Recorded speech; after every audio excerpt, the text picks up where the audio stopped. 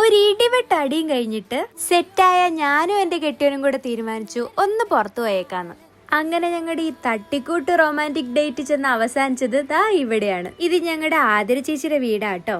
UK ഇപ്പൊ എവിടെ നോക്കിയാലും ദാ ഇതാണ് അവസ്ഥ.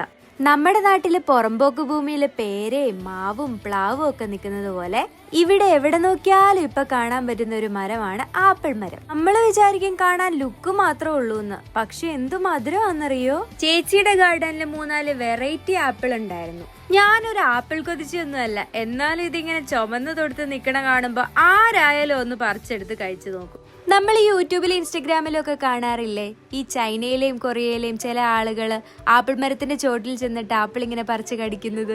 അതുപോലെ ഒരു വീഡിയോ ചെയ്യണമെന്ന് കുറെ നാളായിട്ടുള്ള ഒരു ആഗ്രഹമായിരുന്നു. അതും നടന്നു. എന്റെ കൂടെ നടക്കുന്ന ഈ കുട്ടിക്കുറുമ്പനാണ് ഞങ്ങളുടെ ആതിര ചേച്ചിയുടെ ഇളയ കുഞ്ഞുവാവ. എന്താ അല്ലേ?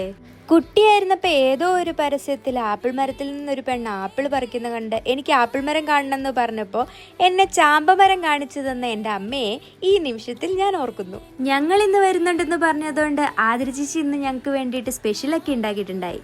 നല്ല ചൂട് കപ്പയും ചൂരക്കറിയും ഉണ്ടായിരുന്നു. അപ്പൊ പിന്നെ വീഡിയോ ഇഷ്ടപ്പെട്ടെങ്കിൽ ലൈക്ക് ചെയ്യാനും സബ്സ്ക്രൈബ് ചെയ്യാനും മറക്കൂലല്ലോ അല്ലേ? അപ്പൊ പുതിയൊരു വീഡിയോ ആയിട്ട് കാണുന്നവരെ ബൈ.